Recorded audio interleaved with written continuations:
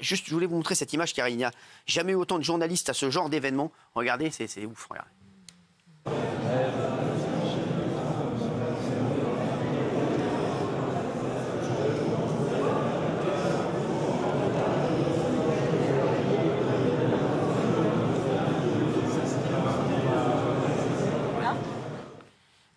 Ah, c'est historique. Hein. Qu'est-ce qui se passe, Benaïm? Je disais, c'est historique, ce sera la deuxième fois pendant la Ve République. Alors justement, on va en parler, puisque Tiffaine Ozière est avec nous. Ça va tomber dans quelques instants. Donc voilà, on ne fera pas de commentaires politiques là-dessus, bien entendu. Mais voilà, quand ça tombera, on vous le dira, puisqu'on est en direct. Fabrice Divido, on vous fera après.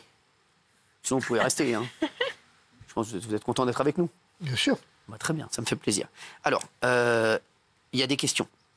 Question 1. Y a-t-il des lois qui doivent être votées chaque année? Alors, à votre avis, est-ce qu'il y a des lois qui doivent passer en fin d'année, tous les ans? En fin d'année. Les lois de finances, notamment. Voilà. Vous avez la loi de finances sur les recettes et les dépenses de l'État, par exemple l'indexation de l'impôt sur l'inflation, vous pouvez avoir. Vous avez les lois sur la sécurité sociale, l'assurance maladie, et vous avez la loi de règlement qui fait un peu le bilan de l'État et dans lequel il y a le rapport de la Cour des comptes qui est annexé. Et donc c'est obligatoire, ça doit passer chaque année, et c'est dans ce cadre-là que vous avez eu le 49.3 qui a été soumis par Michel Barnier. Exactement, donc c'est surtout la loi de finances qui a posé problème, hein, forcément. Comment sont votées les lois? Alors, si je vous parle de la navette parlementaire, ça vous dit quelque chose? Oui. Non, pas du tout. Les allers-retours. L'Assemblée nationale et le Sénat, les allers-retours entre l'Assemblée nationale et le Sénat. Voilà, c'est-à-dire que le process, vous avez plusieurs étapes. D'abord, vous avez un projet de loi, si ça vient du gouvernement, ou une proposition, si ça vient du Parlement, qui doit être déposée. Alors, quand c'est déposé, est-ce qu'on va forcément devant l'Assemblée ou devant le Sénat? Sénat. Devant le Sénat, oui. L'Assemblée. Oui. Les deux. Mais non, ça moi, je pense franchement que le dépôt, il se fait devant le Parlement ou devant l'Assemblée. Je pense maintenant, je donne mon avis, quoi. Voilà. Oui. Les deux, vous pouvez déposer devant l'un ou l'autre, sauf sur certains textes. Par exemple, la loi de finances, ça doit effectivement être l'Assemblée. Par exemple, si ça touche les collectivités territoriales, là, ça doit être le Sénat. Ensuite, vous avez la discussion sur le texte avec les amendements. Est-ce que vous avez une idée, là encore, du nombre d'amendements qui ont pu être déposés sur certains textes? Le maximum. 10 000. 8 000. 7 000. Non, 10 000, 17 000. 17 000, moi. Non, J'arrête. moi, je pense Si, ça peut être. d'amendements. J'arrête le juste prix. On est à plus de 137 000. Ah ouais. Ah ouais. non. C'était sur la privatisation de GDF. Je l'avais pas sur ma fiche, ça. Il n'y a pas toutes les informations, il y a des pièges. Très bien. Et donc ensuite, vous avez la navette parlementaire, c'est la discussion entre l'Assemblée et le Sénat, le vote, l'adoption, et ensuite le président a 15 jours, délai pendant lequel il peut saisir le Conseil constitutionnel pour s'assurer de la conformité de la loi à la Constitution avant de promulguer la loi. Et ça, c'est le process classique de l'élaboration de la loi. Très bien. Question 3. Le 49.3 par opposition au process classique d'élaboration de la loi. On va revenir sur le 49.3 parce qu'il a beaucoup été utilisé. Hein, voilà. Et donc là, c'est ce qui a fait aussi chuter Michel Barnier. Alors on en parle beaucoup du 49.3, c'est une disposition de la Constitution qui permet au gouvernement justement de déroger au process que je viens de vous expliquer en passant directement un texte, mais la contrepartie, puisqu'il déroge, c'est qu'il engage sa responsabilité. D'accord ? C'est qu'il y a une motion de censure qui peut être déposée dans les 24 heures. C'est le cas de figure qui nous occupe ce soir. Et est-ce que vous avez des idées de 49.3 qui ont été passées pendant la Ve République, peut-être ? Ah bah, Il n'y avait pas les retraites. Elisabeth Borne, il y en a eu 22, un truc comme ça. Sur Elisabeth Borne, ça a été le record historique. Alors, c'est pas le record. Rocard, C'est Michel Rocard. 49.3, ouais. Vous avez effectivement Michel Rocard, ensuite Elisabeth Borne et ensuite c'est Raymond Barre. Ah ouais, Raymond Barre. Ouais. Et donc les textes qui ont pu être passés notamment en 49.3, vous aviez Pierre Bérégovoy, le fonds vieillesse, Édouard Balladur sur la privatisation d'entreprises publiques ou encore Jean-Pierre Raffarin sur le changement des scrutins européens et régionaux. C'est ça. Ah bah voilà. Et la réforme des retraites. Il y a un classement, c'est pas mal. Bon délire le classement. Ah ouais, bah très bien. On est, je crois, à plus de 112 utilisations du 49.3 sous la Ve République. Et c'est toujours de plus en plus. Il y a jamais, ça redescend jamais, c'est toujours de plus en plus depuis le début. C'est marrant. Ah bah non, c'est pas par ordre. Non, c'est pas par ordre. J'ai cru que c'était par ordre historique. Je suis à deux doigts de me faire sortir. Dans 2h30, je peux faire une bourde. Donc Michel Rocard était Oui, ministre je viens de m'en et Premier apercevoir. ministre il y a quelques semaines. Je viens de m'en apercevoir. Il y a plus longtemps qu'Edouard Philippe. Oui, merci. C'est bon, merci. Concentrez-vous sur le reste de l'émission. Question 4, la motion de censure. Qu'est-ce qu'une motion de censure? Parce qu'on en entend beaucoup parler, mais c'est vrai qu'on n'en entendait pas beaucoup parler avant. Donc, c'est une question. Non, on censure le gouvernement et celui qui le porte. La majorité des députés doit voter pour faire tomber le gouvernement. Et à ce moment-là, si plus de la moitié des députés, donc 288 là, votent pour la censure, le gouvernement tombe. Ça y est. Alors justement, ça vient de tomber. Le gouvernement est tombé et on va avoir l'image dans un instant. 331 Ça y est, voix. puisque la motion de censure est tombée en direct. Ça y est, le gouvernement est tombé. 331 voix pour. Voilà. Et vous faites le calcul pour avoir les voix.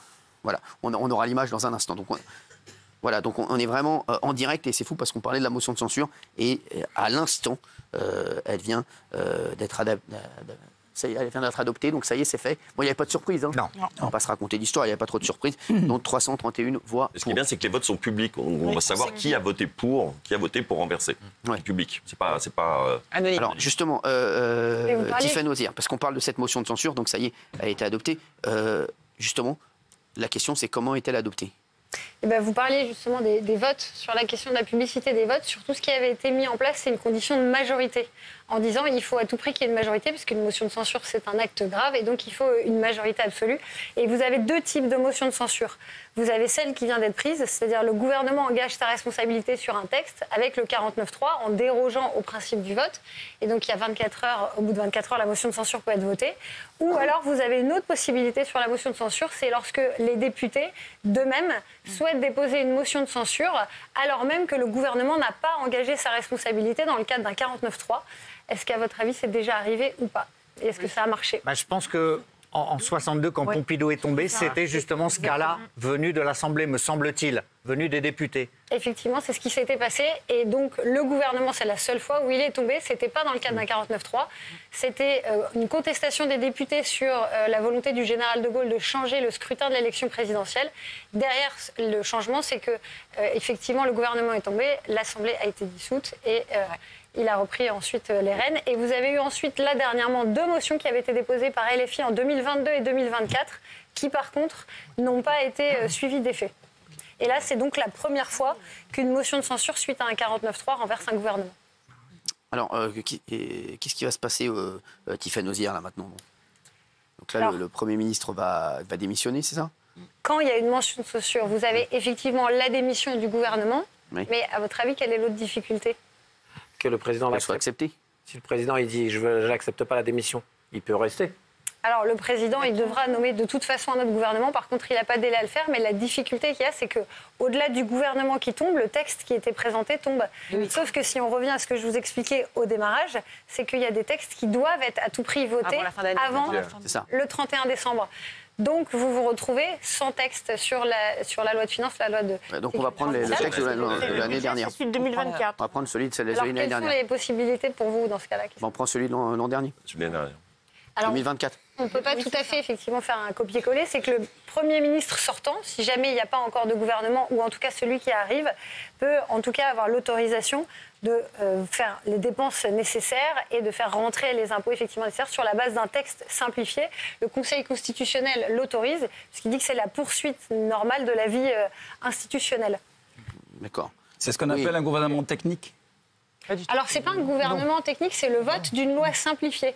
C'est-à-dire qu'au lieu d'avoir une loi qui était complète sur un certain nombre d'orientations avec des nouveaux choix politiques, eh ben, en fait, on se base un peu sur ce qui avait été voté l'année d'avant en termes d'entrée et de sortie, c'est-à-dire sur les impôts et sur les dépenses, pour fixer un cadre simplifié et tenir quand même qu'une loi puisse, que le fonctionnement normal de l'État puisse être assuré là-dessus au 31 décembre.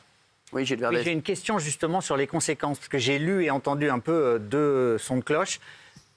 J'ai lu que tous les textes qui étaient à l'examen, tous, du coup, tombaient là. Il n'y avait plus aucun texte qui était à l'examen en ce moment ou qui avait été voté. Tout tombait. Est-ce que c'est vrai ou est-ce que c'est juste ce budget-là qui est remis en question? Est-ce que sinon tous les travaux de l'Assemblée, de par la chute du gouvernement, sont caducs et jetés à la poubelle?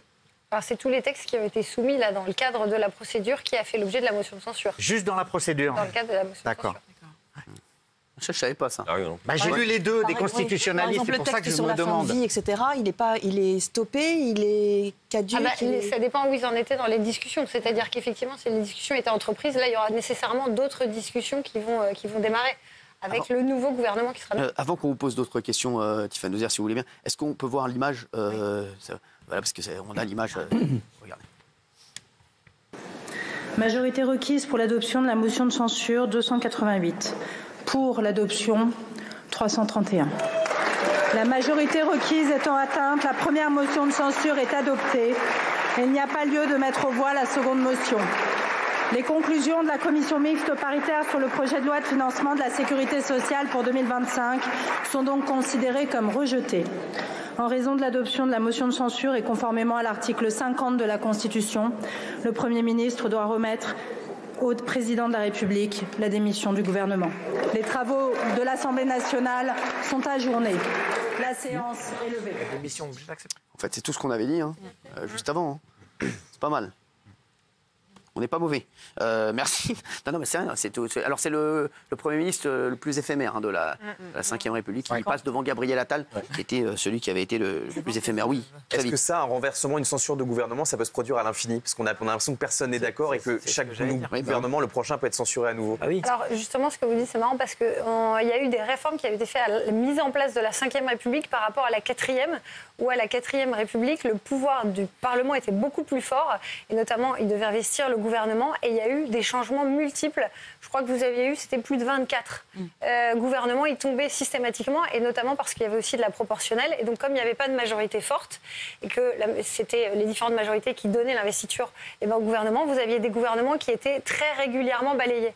Et la volonté du général de Gaulle avec l'instauration de la Ve République, c'était de renforcer finalement le pouvoir de l'exécutif en limitant cette possibilité de renversement des gouvernements. Néanmoins, comme là on voit qu'il existe effectivement plusieurs blocs, et ben ça ouvre effectivement des nouvelles majorités possibles qui peuvent amener à ce type de motion de censure qui, encore une fois, a été engagée là, sur la base d'un 49.3. Mais vous le voyez, par le passé, en 2022 et en 2024, quand on était hors cadre d'un 49.3, quand LFI, par exemple, avait tenté d'envoyer 2 fois des motions de censure, ça avait été rejeté.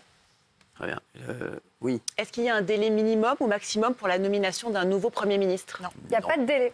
Non, le délai est discrétionnaire. De ce que je sais, en tout cas, peut-être que je me trompe, a priori, ça serait très très rapide. Avant Notre-Dame. Avant la fin avant le week-end. Oui. Le chef de l'État vient de rentrer. L'Arabie Saoudite, ça devrait se faire, de ce que je sais, après je peux me tromper, avant vendredi. Enfin vendredi, dernier délai. Donc ça va, a priori, ce serait assez rapide. Apparemment, l'inverse de la dernière fois. Oui, apparemment, le chef de l'État voudrait que ce soit très rapide. Il y a plusieurs noms qui se détachent. Voilà, et à mon avis, ça va être assez rapide. D'autres questions pour Tiffany Nozière? Oui, j'ai une question. Imaginons qu'on aille de censure en censure. Est-ce que le président de la République pourrait à un moment dire ce n'est plus possible et déclencher l'article qui lui permet d'exercer les pleins pouvoirs? Le pays devient ingouvernable constitutionnellement. Je prends le pouvoir. Non, mais ça, par exemple, si vous n'avez déjà pas de loi de finances ou de la sécurité sociale, il pourrait déjà envisager. Maintenant, il faut que constitutionnellement, ce soit validé par le constitutionnel. Il faut que ça soit considéré comme effectivement un cas d'urgence avec un blocage des institutions qui justifierait la prise des pleins pouvoirs, sachant que, effectivement, historiquement, une crise institutionnelle n'a pas généré les pleins pouvoirs. On est plus sur une situation de guerre, éventuellement une épidémie, ce genre de choses, mais pas forcément un blocage des institutions. Tant que là, par exemple, vous avez d'autres possibilités comme cette loi de finances simplifiée qui pourrait être passée. Très bien. Plus de questions. Vous avez d'autres choses à dire Tiffany, c'est bon. Vous avez beaucoup discuté avec Fabrice Divisio, il paraît. Il y a un truc que je voulais dire, moi. Sur la question du gouvernement, qui est un truc intéressant, c'est la notion d'affaires courantes. Oui. C'est-à-dire qu'en fait, le gouvernement actuel démissionne, mais c'est pas qu'il n'y a plus de gouvernement en France. Il reste effectivement cette obligation d'expédier les affaires courantes. Tout le problème, c'est que les affaires courantes, ce n'est pas une notion juridiquement définie. C'est une notion prétorienne, le Conseil d'État l'a un peu dégagée en 1952, mais pas plus. Et c'est pour ça qu'on a intérêt à aller vite, en fait, dans la nomination du gouvernement. Parce que il y a quand même une situation de blocage de fait des institutions, en fait, puisqu'on ne peut pas... finalement, on est obligé d'expédier cette affaire courante pour assurer la continuité de l'État et du service public. Mais on ne pourrait pas prendre des ordonnances, des actes réglementaires qui viendraient aller au-delà de cette notion d'affaire courante. Merci, c'est intéressant. Vous avez parlé de ça en coulisses. Oui. C'est vrai que c'est un champion d'équitation. Lui. On parlait de ça. Dont il m'a parlé en j'étais sûr que tu parlais de ça. Vous avez une cravache et un petit poney. Ça va pas, non. Tornado. Comment il s'appelle le cheval que vous montez? J'en ai plein, moi. Vous en avez plein. Excusez-nous. Merci en tout cas. Merci Tiffany Osier. En tout cas, on était dans le timing. Merci beaucoup d'avoir été avec nous. Et nous, on continue avec Fabrice Divisio. Il y a Sam de La Vérité qui compte, qui vous a amené au bout du couloir. Merci. Merci.